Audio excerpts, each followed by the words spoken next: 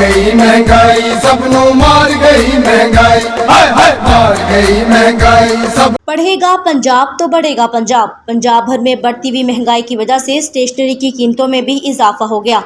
आम आदमी के लिए बच्चों की इब्तदाई तालीम जारी रखना मुश्किल हो गया। ਬੱਚਿਆਂ ਦੀ ਤਾਲੀਮ ਜਾਰੀ ਰੱਖਣਾ ਬਹੁਤ ਹੀ ਮੁਸ਼ਕਲ ਹੋ ਗਿਆ। 5 ਰੁਪਏ ਵਾਲੀ ਪੈਨਸਲ ਜਿਹੜੀ ਉਹ 20 ਰੁਪਏ ਦੀ ਹੋ ਗਈ ਹੈ। 50 ਦੀ ਕਾਪੀ ਜਿਹੜੀ ਉਹ 100 ਰੁਪਏ ਦੀ ਹੋ ਗਈ ਹੈ। ਕਿਤਾਬਾਂ ਜਿਹੜੀਆਂ ਉਹ 800 1000 ਤੋਂ ਘੱਟ ਕੋਈ ਵੀ ਨਹੀਂ ਹੈਗੀ। ਗਾਈਡ ਜਿਹੜੀ ਉਹ 1200 ਰੁਪਏ ਦਿੰਦੇ ਪਏ ਨੇ ਇੱਥੇ। ਪਿਛਲੇ ਮਹੀਨੇ ਜਿਹੜੇ ਮੈਂ 1100 ਦੇ ਬੈਗ ਲੈ ਗਿਆ ਸੀ ਉਹ ਹੁਣ 1 ਮਹੀਨੇ ਬਾਅਦ 1500 ਤੋਂ ਘੱਟ ਮੈਨੂੰ ਦੇ ਨਹੀਂ ਰਹੇ। ਆਮ ਆਦਮੀ ਗਰੀਬ ਬੰਦਾ ਕਿੱਦਾਂ ਤਾਲੀਮ ਪੂਰੀ ਕਰ ਸਕਦਾ ਆਪਣੇ ਬੱਚਿਆਂ ਦੀ। ਤਲੀਮ ਦਿਲਾਣਾ ਮੁਸ਼ਕਲ ਹੋ ਗਈ ਆ। ਤਲੀਮ ਦੀਆਂ ਚੀਜ਼ਾਂ ਜਿਹੜੀਆਂ ਮੁਤਲਕਾ ਸਕੂਲਾਂ ਦੀਆਂ ਚੀਜ਼ਾਂ ਇੰਨੀਆਂ ਮਹਿੰਗੀਆਂ ਹੋ ਗਈਆਂ ਕਿ ਖਰੀਦ ਤੋਂ ਬਾਹਰ ਹੋ ਗਈਆਂ। ਜਿਹੜੀ ਅਸੀਂ ਲੋਰੋਂ ਚੀਜ਼ ਲੈ ਕੇ ਆਉਂਦੇ ਸੀ ਲੱਖ ਰੁਪਏ ਦੀ, ਹੁਣ ਆ ਰਹੀ ਉਹ 3 ਲੱਖ ਰੁਪਏ ਦੀ। ਖਿਆਲ ਕਰਨਾ ਚਾਹੀਦਾ ਹੁਕੂਮਤ ਨੂੰ, ਚੀਜ਼ਾਂ ਘਟਾਉਣੀਆਂ ਚਾਹੀਦੀਆਂ। ਚੀਜ਼ ਹੈ ਨਾ ਬਹੁਤ ਮਹਿੰਗਾਈ ਹੋ ਗਈ ਆ।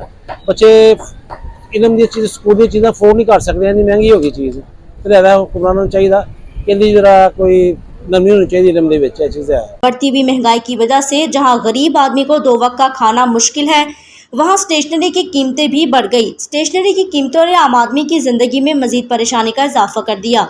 मजदूर तबके का अपने बच्चों की तालीम जारी रखना नामुमकिन हो गया।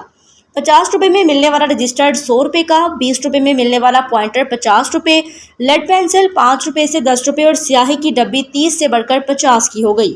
डिक्शनरी की बढ़ती हुई कीमतों की वजह से आम आदमी के बच्चों को तालीम जारी रखना भी मुश्किल हो गया है। कैमरा टीम के साथ अहमद हसन, डिवीजन साहिवाल न्यूज़, साहिवाल।